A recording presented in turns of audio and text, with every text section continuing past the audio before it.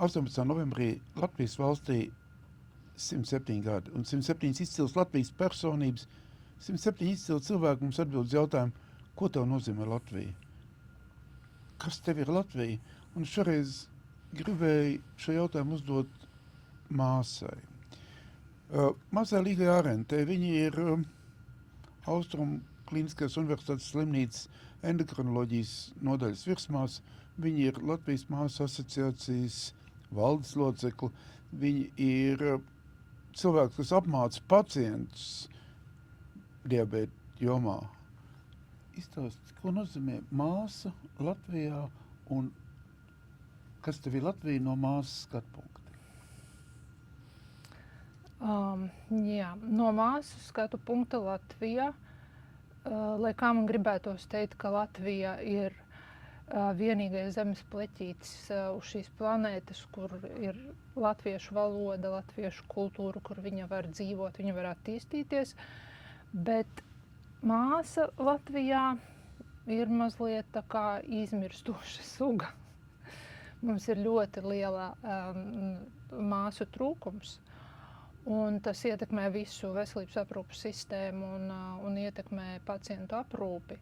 Un tā ir ļoti nopietna, steidzami risināma problēma, jo mēs novecojam, no vecās gvardes, vidējais vecums māsām ir diezgan liels. Vecā gvarde, kura ir gatava vilkt jebkuru vezumu, lēnām aiziet prom no biznesa, respektīvi pensijā un tā tālāk.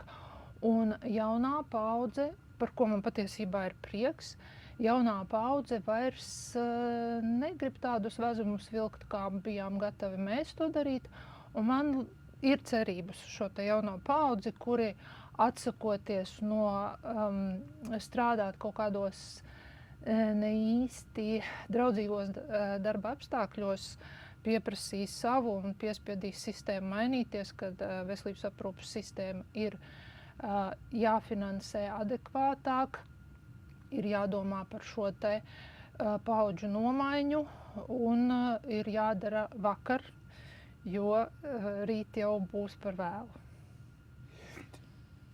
Vai tu man varētu pateikt, kāpēc ir attiecībā par ārstiem mūsu ārstu skaits patiesībā ir pietiekams un zinām daļa no viņiem pelna pat pietiekami labi, bet attiecībā uz māsām māsu skaits iet mazumā un arī tad rūpe par māsu atalgojumu nav tā baigi manīta.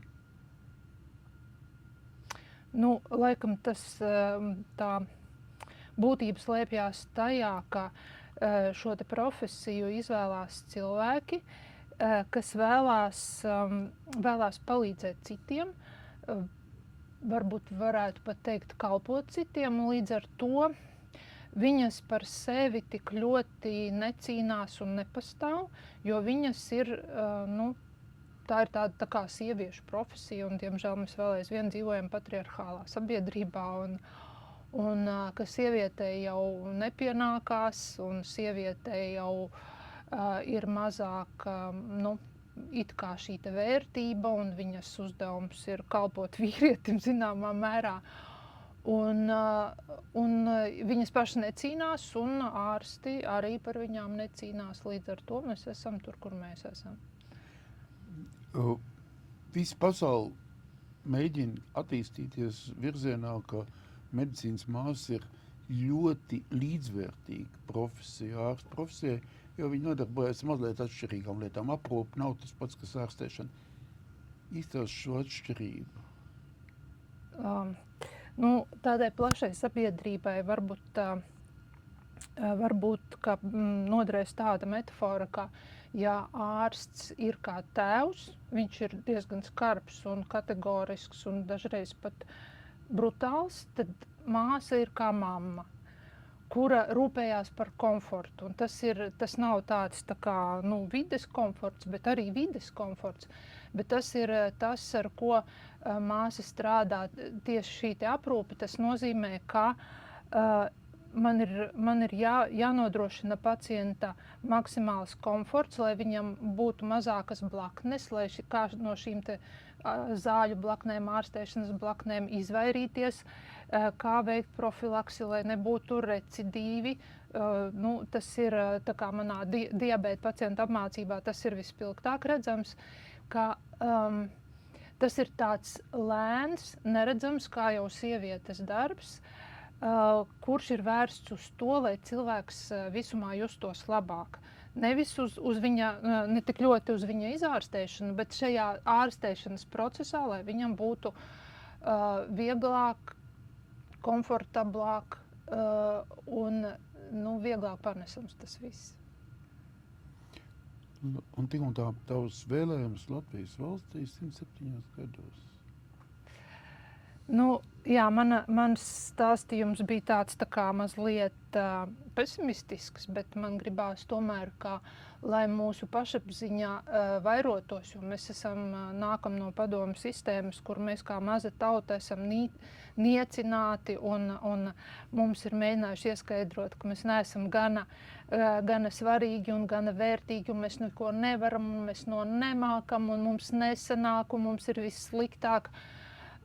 Un ir pagājuši jau 35 gadi, kopš tas ir beidzies, mēs turpinām paši to darīt. Mēs turpinām paši sevi noniecināt, paši sevi bāzt zem ūdens, un es gribētu novēlēt mūsu tautai, mūsu valstī nākotnē vairāk pašapziņas, vairāk vienam otru atbalstīt un palīdzēt savējiem, kas ir latvieši. Un šādā veidā mēs, protams, varam celt savu valsti labāku, draudzīgāku priekš mums, jo mums ienaidnieku ir ļoti daudz. Mums ir ļoti daudz svešinieki, kuri nodarbojās ar diezgan spēcīgu kaitniecību.